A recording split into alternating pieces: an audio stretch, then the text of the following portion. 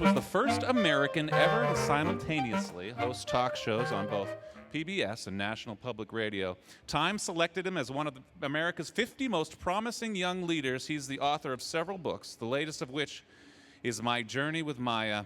Please welcome, ladies and gentlemen, Tavis Smiley.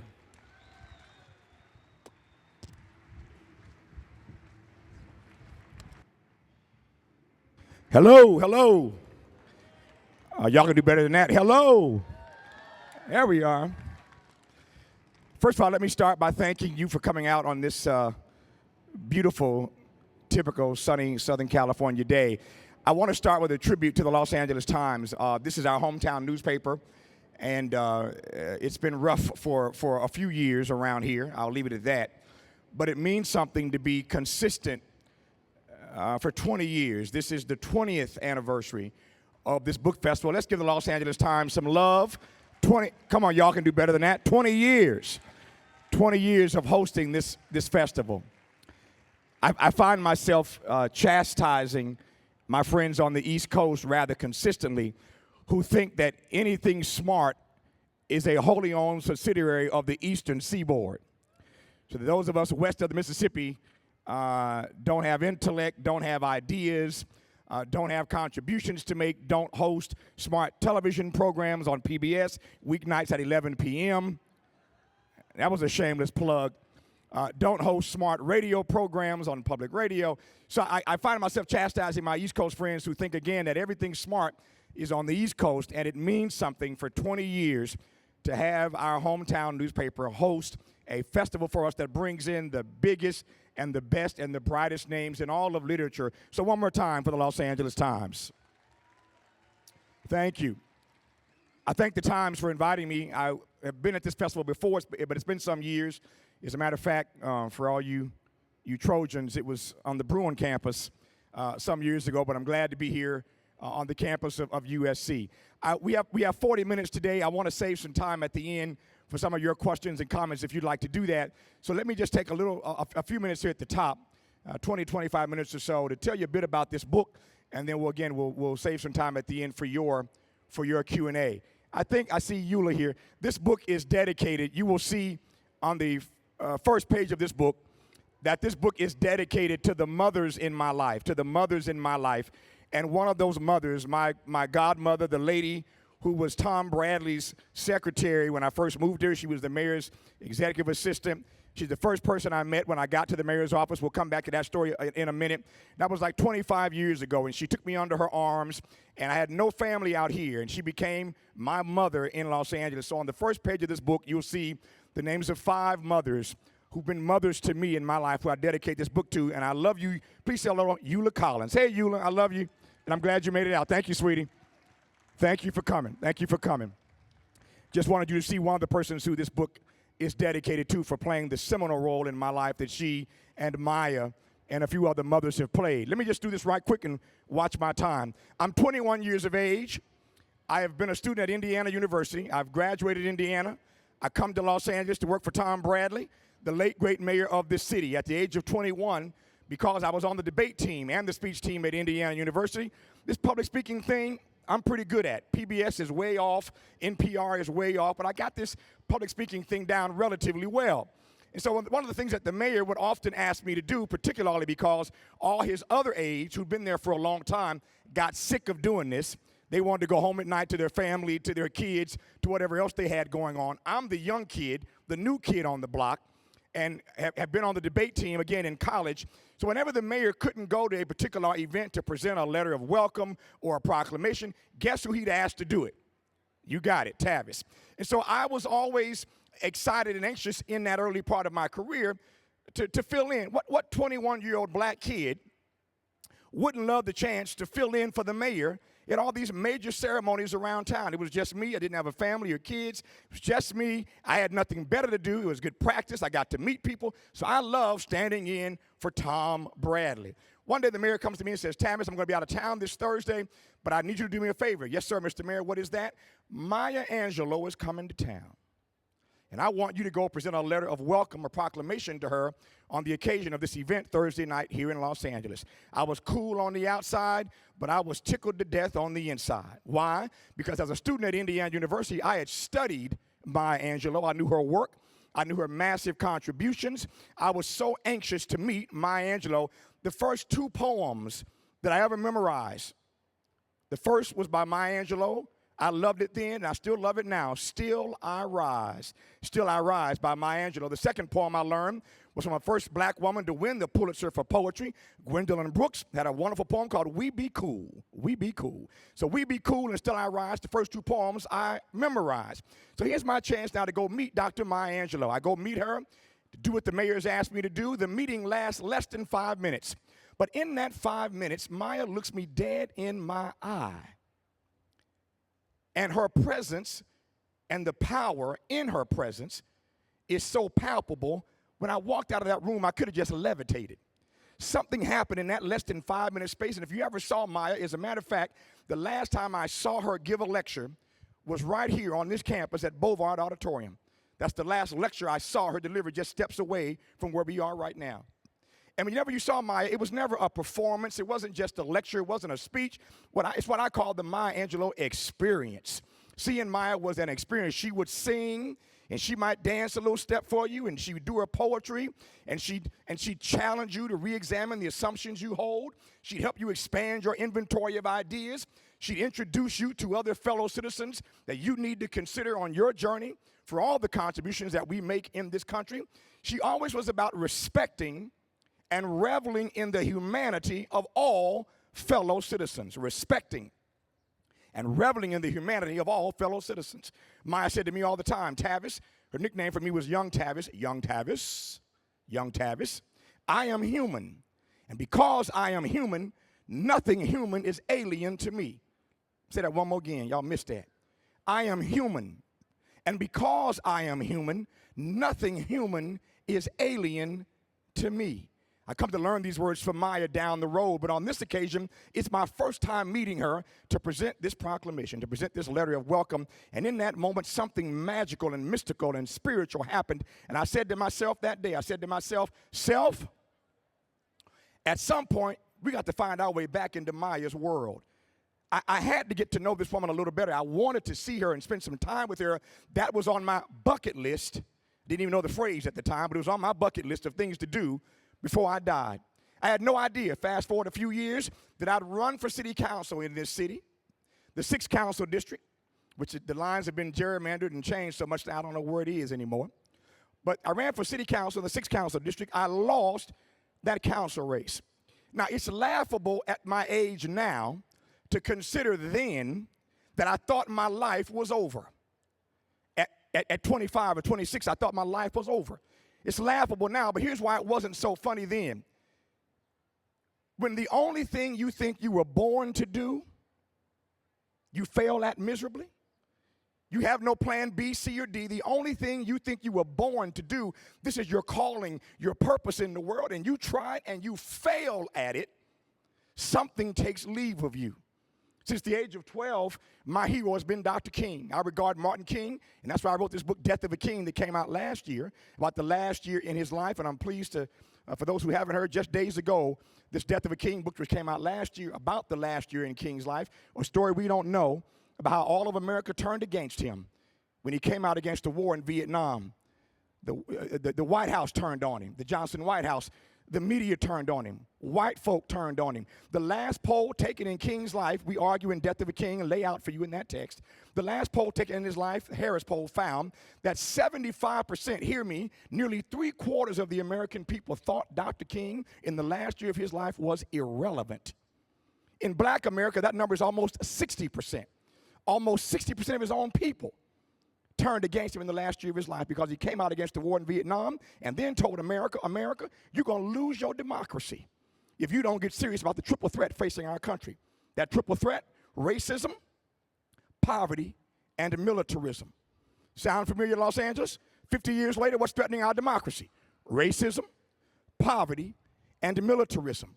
I've been a King student since I was 12. He saved my life when I was 12. I tell this story in a prior book, What I Know for Sure. I was a 12-year-old kid. My dad lost his temper one night and did something that night he had never done before, never did after. But that night, my dad tried to kill me. He beat me so severely for 2 weeks, I was in traction in the hospital. It is the defining, most seminal moment of my life. I survived it, obviously, thank God. But in that 2-week period in the hospital, holding on for life, my father gets arrested, goes to jail, little small town, Indiana. It's all in the local newspaper. Child Protective Services takes me out of the home.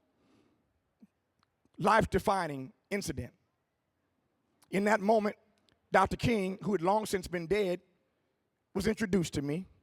I won't waste time today telling how that happened. But I get introduced to King, and I tell this story in the introduction to the Death of a King text, which again came out last year. Now, why is this important to the Maya conversation? Because when I was 12, King literally and figuratively saved my life. So I've dedicated my life since 12 to doing my part to make the world safe for his legacy. What is that legacy? As I see it, justice for all, service to others, and a love that liberates people. That's King's legacy. Justice for all, service to others, and a love that liberates people.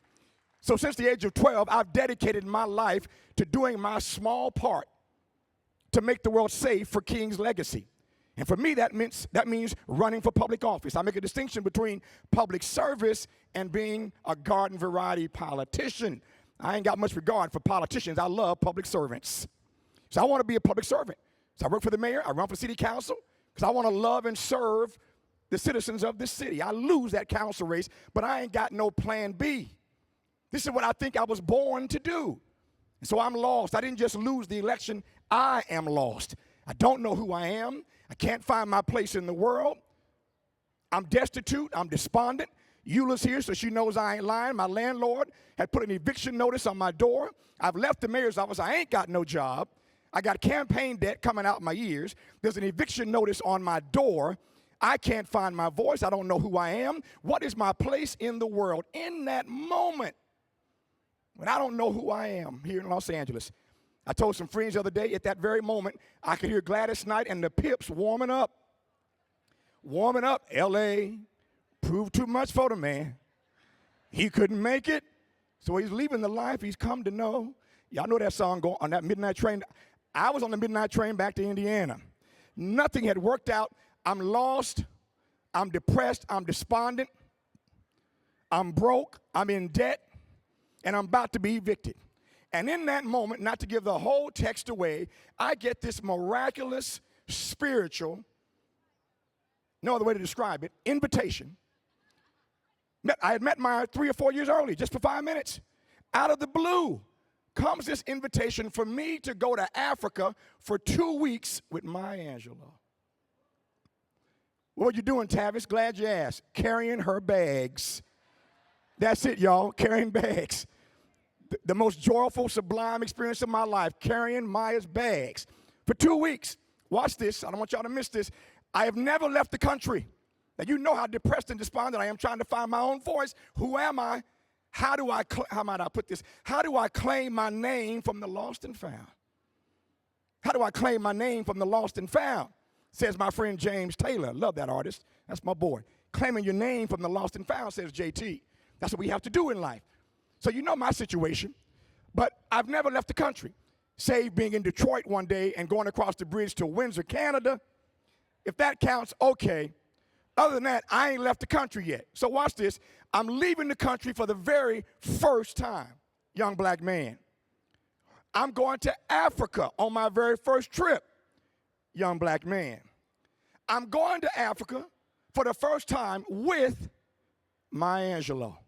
And when I get to Africa, it had never occurred to me that black countries actually have black presidents. Hadn't really thought about that. Tom Bradley was my boss, but I hadn't thought about a black president, black mayor. He was almost black governor of California, but I hadn't thought about a black president. This is long before Barack Obama shows up. We in Africa, we land, presidential motorcade pulls up, and out steps the president of this country, Jerry John Rawlings, to greet Maya, who had once lived in the country, and now she's making a homecoming back to Ghana. And they roll out the red carpet. We can't even get checked into the hotel. The president says, no, no, no, no, no, no. You will not stay in the hotel. You will stay in the presidential palace. Oh, y'all ain't feeling me on this. Y'all ain't feeling me on this. I've left the country for the first time. I'm in Africa. I'm hanging out with Maya, and we at the presidential palace. Now, if that's not enough, because Maya is about to give a major address at the Du Bois Institute. That's right, W.E.B. Du Bois. Du Bois retires in Ghana, dies in Accra. And so the Du Bois Institute now is situated on the grounds of the estate that Du Bois lived and died in. So at some point on this trip, near the end of this 2-week journey, I already know from seeing the itinerary, I'm going to Du Bois' house, y'all. Guess who's coming to dinner? I'm going to Du Bois' house. So I'm in Africa, first time. I'm with Maya. The president shows up to greet us. We hanging out in the presidential palace. I'm going later in this trip to Du Bois' house, but if that ain't enough, because everybody, as we say in my neighborhood, everybody wanted to see Maya give this speech, everybody has made their way back to Africa because they want to see Maya Angelou in this historic moment deliver this speech. One day we are in the living room sitting talking, and there's a knock at the door. I go to the door, and I stood there for a second and about went into full cardiac arrest. I stood there and looked at him for a second, and I had a Fred Sanford moment. It was the big one. I'm looking at the door, looking at the person standing in the door. It's Stokely Carmichael.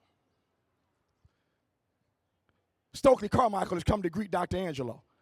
And as Stokely is walking in the door, I'm still trying to catch my breath from watching. I'm a kid. I've been studying Stokely my whole life. Stokely is walking. I'm with Maya Angelou already. We're hanging out at the presidential palace. Then Stokely Carmichael walks in. As Stokely's walking by, I look back, and here comes Miriam Makeba. And the next day, we having lunch with the great historian, Dr. John Henrik Clarke. All this is happening on the first couple of days. We ain't got to Du Bois' house yet. It's all happening in the first 2 or 3 days. Do you know what it means? I'm watching my time. I got 4 minutes. Do you know what it means for a young black man to have someone of Maya's status, or quite frankly, for our conversation today, to have you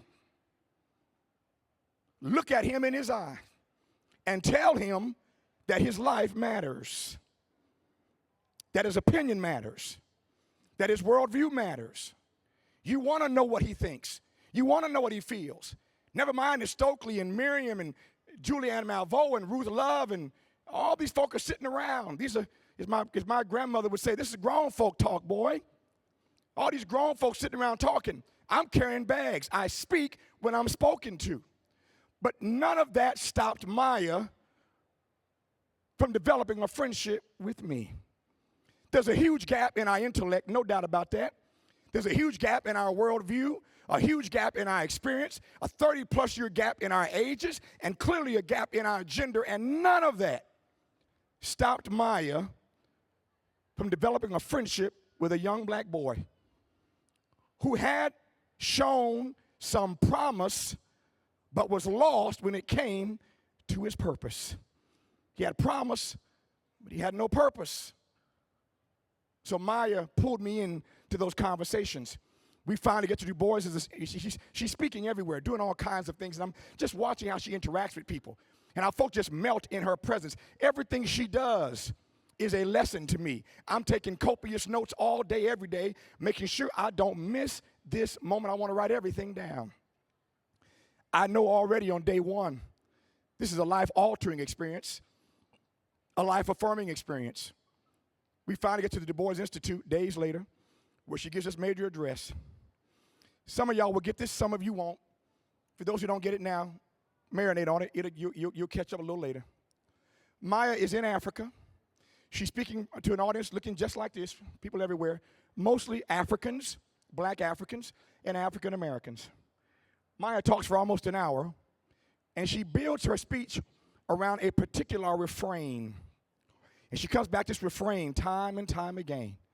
And what she's saying to this audience, and she's looking out at us, and at one point she looks dead at me. And Maya says repeatedly that day, in tribute to Du Bois and assessing what our role and responsibility is in the world right now, This is 1993. Maya looks at us and she says, we have already been paid for. We've already been paid for. You, young Tavis, have already been paid for. The blood, the sweat, the tears, the service, the sacrifice, the struggle, the millions of bodies lying at the bottom of the Atlantic that didn't make it in the Middle Passage. Only the strong survive. You, young man, have already been paid for. Because you have been paid for, you owe a debt. It is a debt that you will never be able to repay. But every skill and talent and gift that your Creator has endowed you with, you must now use to do your part, to make a down payment on the debt that you will never be able to repay. How dare you, she is saying to me subliminally, how dare you tell me you don't know what your voice is? You can't find your place in the world. You don't know what your role is. You're 25, 26. Your life ain't over. It ain't even begun yet. You've already been paid for. You owe a debt. You'll never be able to repay it, but you got to do everything you can with whatever talent you have to make a down payment. Fast forward 36 hours later, it's our last day in Africa. Maya sees me in the corner, and I'm crying. I've been trying to hold this in all this time, but I'm crying uncontrollably. I can't stop it. Maya walks over and says, young Tavis, what troubles you? And then and only then, at the end of this 2-week period, did I finally tell her all the hell that I'd been going through back in Los Angeles. I didn't want to come back to L.A. Why? I was about to be evicted, didn't have a job, I'm in campaign debt. Why come back to L.A.? I love Eula, but why come back? Tell Maya what's happened. Maya looks me in the eye and says 2 things I will never forget. One, she says, and I'm looking at her as the wise one. I want the wise one to just tell me the when, where, what, and how this is all going to work out for me. Maya can do no such thing. She's given me great advice for 2 weeks. I've listened and laughed and learned and been loved on by her for 2 weeks. But now she looks me in the eye and she says, baby, we find our path by walking it. We find our path by walking it. We find our path by walking it. You got to walk this path to figure out your calling and your purpose in the world. But as sure as I'm standing here, there is a calling, there is a purpose, there is an avocation that has your name on it, but you won't find it if you don't walk your path. And then she said something to me that just hit me, and I knew I was going to be all right. She stared me in the face and she said, I've heard your story about what's happened in Los Angeles. And I share this now with anybody listening to me who may have been downsized out of a job, or something else in your life isn't quite the way you want it. Things are off kilter. You trying to figure out the next step in your life. What is the next chapter? What is your next move? Maya says to me, baby, sometimes rejection is redirection. Sometimes rejection is redirection. You see it as rejection, but the universe is just pointing you to something else. Maybe your job ain't to be on the city council. Maybe there's something bigger for you to do. Maybe there's another role for you to play. There are other ways to love and serve people other than being on the LA City Council. Sometimes rejection is redirection.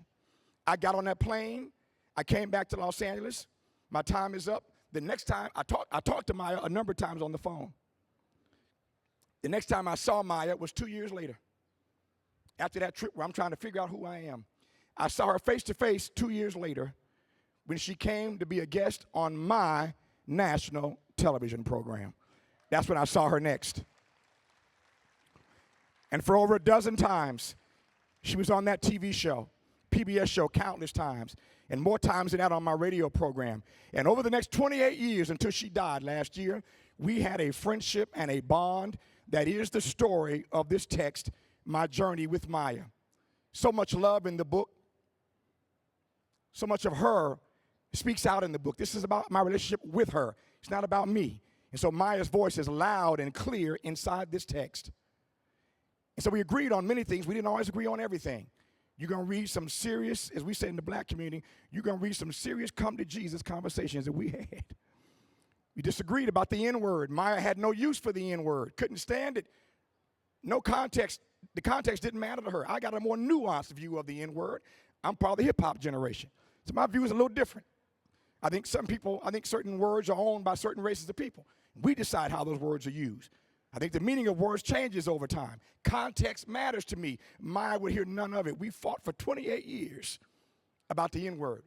We fought for 28 years about a question she asked me on the floor in the living room in Ghana. She said to me one day, "Young Tavis, what say you is the greatest of all of the virtues?" Coming from Maya Angelou, that sounded like a trick question to me. I fell for it. I said, "I'll tell you my answer. I think love." She said, "Why do you say love?" I said, "Well, I got two pieces of evidence I'll put on the table. One, I'm a Christian, so my Christology says that love is the greatest of all these virtues. And secondly, I'm going to put my Kingian formulation on the table. King was all about love. So I figured I got Jesus and Martin. I'm going with love." Maya contorted her face, and I said, "I can tell by your contortions you must not agree with my assessment that love is the greatest of all the virtues." And she said, "I do not." I said, "What say you, Dr. Angelou, is the greatest of all the virtues?" And she said, "Courage." I said, "Courage? You got courage over love?"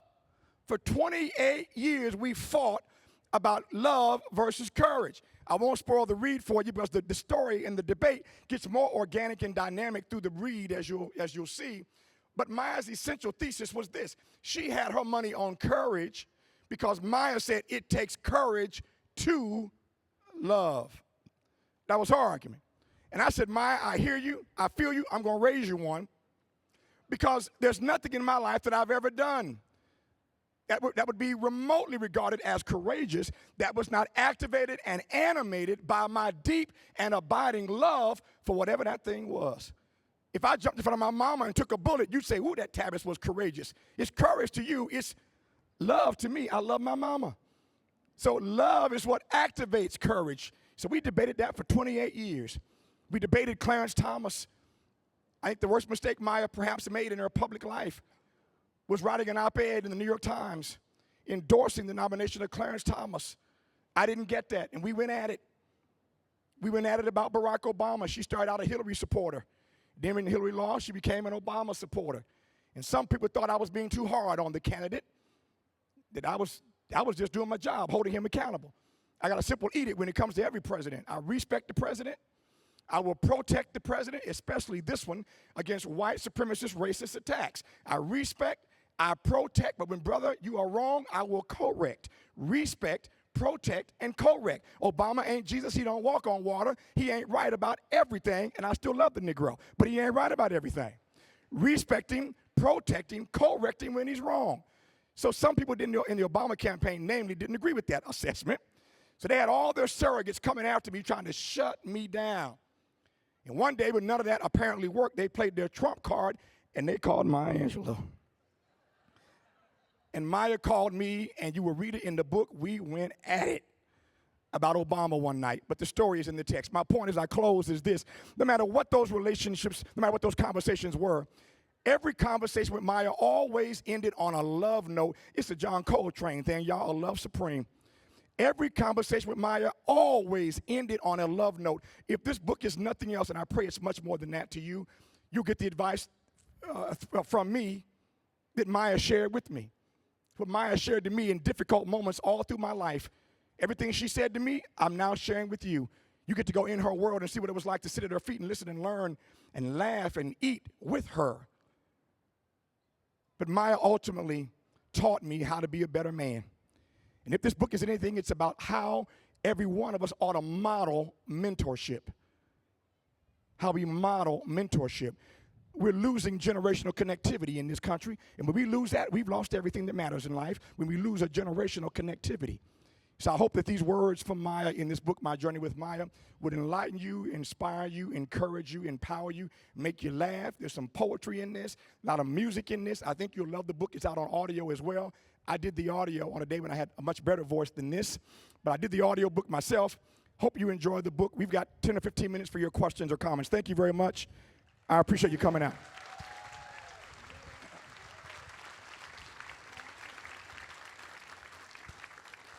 We got two microphones, one with me and one on the other side. If anybody has a question, just raise your hand. Right here. Okay, we got one up front to your left. I fully agree with this idea about generational contact. I've been teaching 45 years. We get away from all the youth if we do not incorporate all the elders. That's right. We need to communicate and get community back. How can we do it? It's a good question. We have to be intentional. We have to be intentional. Dr. King said once, and I love this, that change does not roll in on the wheels of inevitability. If we're going to change anything in our society, we have to be intentional about it, which means simply this, for me, you have to assign yourself. You have to assign yourself. I know a lot of grandparents. I look at my friend Eula Collins right now, and her grandson is seated beside her. Sometimes in families, things happen, and grandmothers and grandfathers end up playing roles that they didn't expect to be playing in their 80s. But you got to be intentional. You got to be intentional. And if you don't, who else will? And so I know a lot of grandparents who make those tough decisions to make sure that their grandkids rather, are going to be all right because they love those kids and they're committed to serving them. But that can't just be true for our own individual families. In the larger sense, we are all family. And we are all, as King would call it, the beloved community.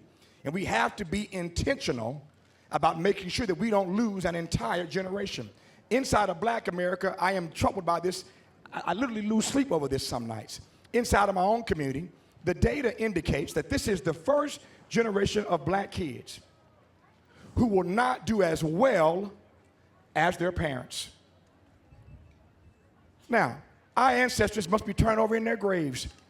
For all that they have done, Maya said, we have been paid for. Is this how we repay them? To finally have arrived at a place in Black America, in the era of the first Black president, where these kids are not going to do as well as we have done? Something is wrong with that. So we have to be intentional about saving these young people. Assign yourself to whatever the task is to engage and mentor young people. Thank you for your question. Where am I going next? Question in the center. Yes. Hi. Hey. I'm very interested in mentoring because I work in technology. There's not a lot of women in technology, so I mentor regularly. But one thing that I've noticed that I think is interesting about your book is mentoring across the sexes. That's right. That she was mentoring you, and I was just interested in what challenges come up when you're mentoring, say, a young woman. You know, I mean, there's a lot of stigma to that still. Sure. Yeah, that's a powerful question. And the short answer for me is that I have never run into that, primarily because what these kids are craving more than anything else is to be loved. To be loved, to be paid attention to be told that they matter, that their opinions mean something. And I just find that never mind the race, never mind the gender, never mind the age, when you take an interest in a young person and they feel that that love is genuine, you know, then they accept that. Years ago, and I'm going to tell on myself publicly here, years ago, I had an issue, and I had to grow through this. I had an issue with white families adopting Black babies. Had a real problem with that. Because I think that culture is so important. And with all due respect to all these good white people who want to adopt these Black babies, Sandra Bullock and Madonna and Angelina and everybody else and folk who are not famous, for a long time, I had a problem with that because I know how important culture is in our society. And there are certain things that a white parent or white parents just don't know how to imbue, how to instill in that Black child. I see Black kids with white parents sometimes, and with all due respect, the white parents don't know how to comb their hair. Our hair ain't the same as your hair. And the Black kid goes to school and gets laughed at because you don't know how to do his or her hair right, and that's a cultural thing. So that's just a simple example, but I had issues with white folk adopting Black kids for years until I read the data. That the reason why white folk were adopting Black kids in part is because ain't enough Black folk adopting Black kids. And there are reasons for that. Because we're struggling trying to make it on our own as it is. We don't have the resources to bring in extra kids into our families. I get all that. So this is not, I'm giving a simple answer, but it's a much more complex situation. My point is this. I finally got over that when I realized that if these people, whoever they may be, and whatever color they may be, if these people are going to give that child the love, that the attention, the embrace that child would not otherwise get, God help them. And so I had to grow through that and get over that. So that's a long way of saying that when these young folk are loved genuinely, earnestly, authentically, all that other stuff magically, those other distinctions seem to go away. Thank you for your question. Got a question in the back here. All right. Hi, Mr. Smiley.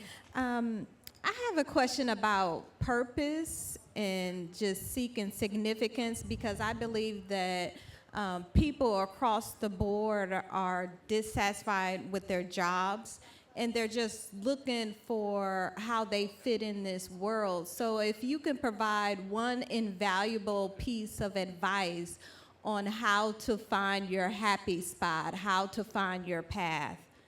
Good question. We have a foundation that we've had for over a dozen years now called the Tavis Smiley Foundation. Go figure. We have a foundation, and all we do is work with young people to help develop their leadership capacity and potential.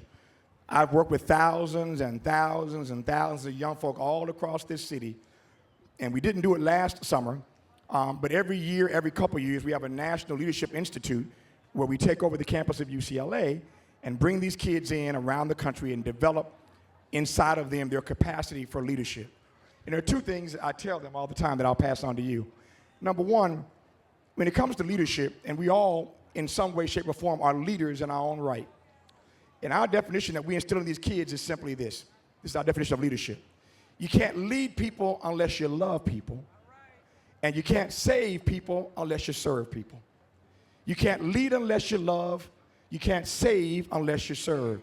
So that leadership is not about titles, degrees, annual income, what neighborhood you live in, what kind of car you drive, what your last name is, who your mama and them are, what kind of hookup you got. That's irrelevant. Leadership is about loving and serving people. And if you don't get that, then you miss what it means to be a leader in whatever field you might be in. Leadership is about loving and serving people, number one. So whatever capacity, whatever role you play in the world, if it's ultimately, first answer to your question, not about loving whatever gift you have, if it's not about loving and serving people, then you've missed the point of what it means to be a leader in the first place. Secondly, there's a distinction between, I make all the time, a distinction between success and greatness. Let me put it this way. You can be successful without ever being great, but you'll never be great without being successful. I see some of y'all look a little confused. Give you a quick example. Donald Trump, just an example. I ain't got nothing against Donald Trump. Donald Trump, by the world's definition, is clearly successful. But anybody ever gonna call Donald Trump great? Successful, but not great. So you can be successful and not great, but you will never be great without being successful. Here's King's definition of greatness. Any of us can be great because any of us can serve. All of it takes, we can all be great because we can all serve. All it takes, said King, is a heart full of grace and a soul that's generated by love. So I ask you, number two, are you chasing success or are you chasing greatness? Make sure you're chasing the right thing. Finally, to your question, I believe that whatever we do in life, we have to be passionate about it at the end of the day. To your brilliant analysis that too many of us work jobs every day that we can't stand. For whatever reason, we've gotten caught up in this matrix, in this trap, in this maze, and we can't seem to get out, but we hate what we're doing. Life is too short to get up every day doing something you can't stand. I'm not saying be stuck on stupid and go quit your job tomorrow morning. What I am saying is you got to work your way into something that you really are called to do, that you are passionate about. How do you know what that is? Very simply, here's what I tell the kids in our foundation. And it works for kids, and quite frankly, it's worked for every adult I've ever offered this to. What is the one thing? You answer this question, you will find your purpose in life. Answer this question. What is the one thing that if you had to do it for free for the rest of your life, you'd still do it? What is that thing that you do that makes you feel so fulfilled, so powerful, so engaged, so meaningful, so purposeful, so intentional, that if you had to do it for free for the rest of your life, you'd still do it? Can I tell you a secret? If nobody ever paid me to give a speech, y'all couldn't shut me up. If they never paid Roy McIlroy or Tiger Woods or Justin Spieth, if they never paid them to play golf, they'd be playing anyway on the weekend. If they never paid LeBron or Kobe or whoever your player, Chris Paul, Blake, if they never paid those guys to play basketball, they'd be on the pickup court on the weekend playing basketball anyway. You take my point. People who are gifted at something can't divorce themselves from it. They do it anyway. So when you find that thing that you would do for free if you had to for the rest of your life, that's your calling in the world. That's your gift. Now here's what you do. You figure out what that is. Then you invest yourself fully in it. No excuses. You become the best at it. And I can guarantee you, if you become the best at whatever it is, you're going to get paid for it. Somebody once said that if a man can build a better mousetrap, if a man can build a measly little mousetrap, if you can build a better mousetrap than your neighbor, the world will make a beaten path to your door. If you build a better mousetrap, if you build a better toothpick, it can be the most innocuous product. But if you make the best one, I can guarantee you Walmart's going to find you. Walmart's going to find you and sell it for, low prices and put everybody else out of business. They're going to find you. Because the world is always looking for the best of everything. So what is that gift? How do you perfect it? How do you become the best at it? And then you'll get paid. Too many young folk miss this. Too many young folk are worried about getting paid. Quincy Jones told me years ago that too many folk are worried about getting over, but ain't anybody trying to get better. Everybody wants to get a hustle. Now, I'm like Mary J. and Jay-Z. I ain't knocking no hustle now. But everybody's trying to hustle to get over. Everybody's trying to find a hustle to get over, but nobody's trying to get better. If you become the best at what you do, the world will acknowledge that, and eventually you'll find yourself getting paid for it. We got 2 more questions. I think we got to go, I think. Question on your right. Yes. Hi, Tavis. Passionate middle school teacher for LAUSD Thank you for for 25 years. Thank you for what you're doing. Teachers are the best. I love you. But Tavis, here's my question. I love Maya so much, and I was so thrilled to hear she had a stamp out. What's your feeling about the fact that those are not her words? Yeah. I said to some friends of mine the other day, and I probably shouldn't say this publicly with all these cameras staring me in my face over here, but I said to some friends of mine over dinner the other night that only the U.S. government, only our government, could find the one thing that she didn't say. And there's so much that she did say. Only our government could pull that trick off.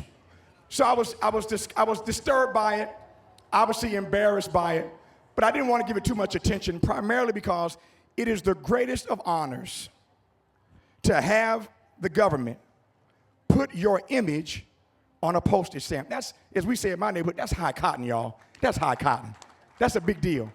And so I wanted to focus in on what it meant for her to be so regarded in that way. And for me personally, I was tickled. Liz Garriga, my publicist from Little Brown, is here. We were tickled because we announced last year that this book was coming out this year. And we announced last year the pub date was going to be April the 7th. Imagine how excited we were when 4 weeks before publication date, the Postal Service says on April the 7th, we're going to put her stamp out. The same day as our book came out, a love letter to Maya, her stamp came out. So I said to some friends of mine, Maya must be in heaven pulling some strings. That's a great branding opportunity right there. You got the book and the stamp out the same day. So I wanted to celebrate what it meant, not what it didn't mean. And she deserves that and so much more. I regard Maya very quickly as the greatest Renaissance woman in the history of our country. In the book, I may have made a mistake because I said that for my money, Paul Robeson is the greatest Renaissance man that Black America has created. And Maya holds that distinction for me for women. And the more I've thought about it and been on tour for a couple of weeks, I think I slighted Maya. She may very well be the ultimate Renaissance woman in all of American history because, meet me at the book signing table. If you got some suggestions, I want to hear it. But who do you know who's done more things and done them well? Poet, author, professor, chef, dancer, choreographer, actor, director. Did I say professor? And before she showed up in '93 to give her brilliant poem on the pulse of morning at Clinton's inauguration, before she showed up in '93, the only person to have ever done that at a presidential inauguration was some guy named Robert Frost. And then Maya shows up in 1993, first woman and the first Black.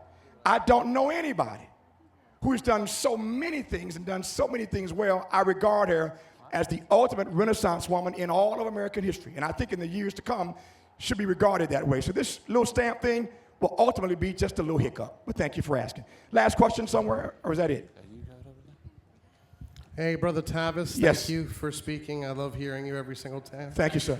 I'm here as someone who does have a problem with Donald Trump, especially how he demonized and attacked the Central Park Five so many years ago. Sure. I'm here as a part of the movement for revolution.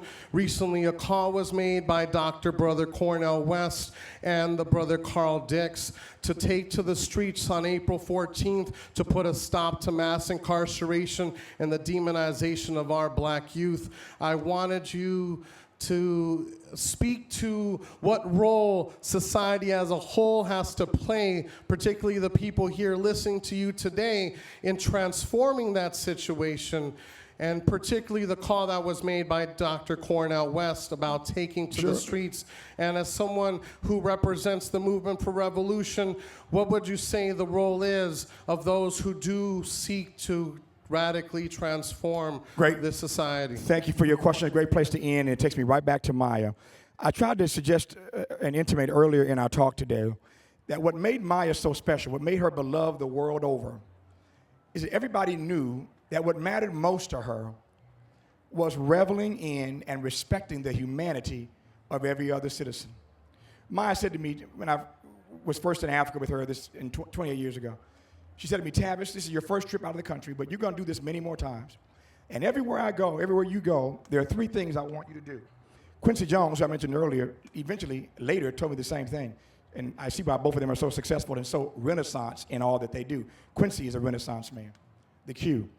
But Maya said to me, everywhere you go, there are three things I want you to do. I want you to eat their food, listen to their music, and learn a few words in their language.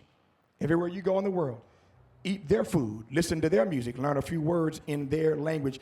That, Maya said, is how you become a citizen of the world. So no matter where she was in the world, she was at home.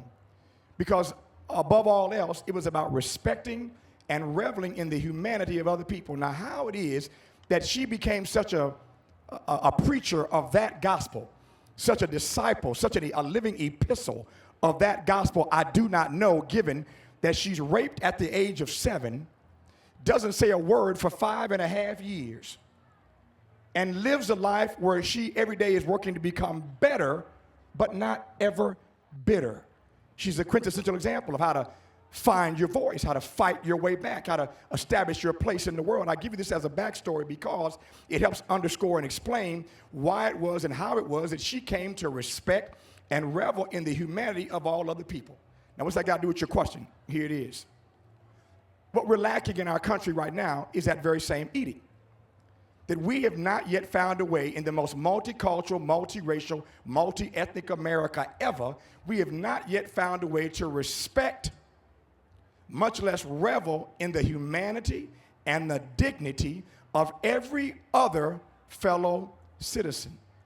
By any other definition, homophobia is the contestation of somebody's humanity. Sexism, patriarchy, is the contestation of somebody's humanity. Ageism is the contestation of somebody's humanity. Racism, classism, the contestation of somebody's humanity. Unless and until we come as human beings to respect and revel in the humanity and the dignity of every other person, we will never get this right. America has grown older, but we've not grown wiser. We've grown older, but we've not grown up. We've got some work to do to become mature adults in a society. We need, as King called, a revolution of values.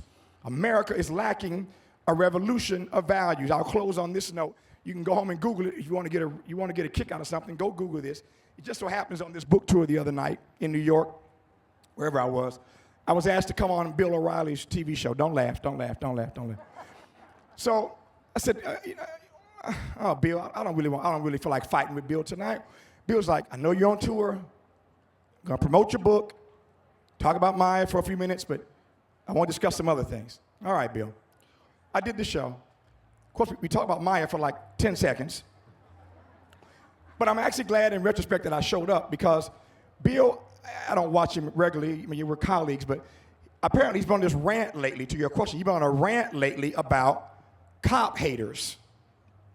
And on the day that the 14th, when Dr. West and Carl Dix and others engaged this march in New York and around the country, I think that's the night, the day after, the 15th, was the day I was on Bill's show. So Bill was having just a hissy fit about all of y'all cop haters who had been marching the day before.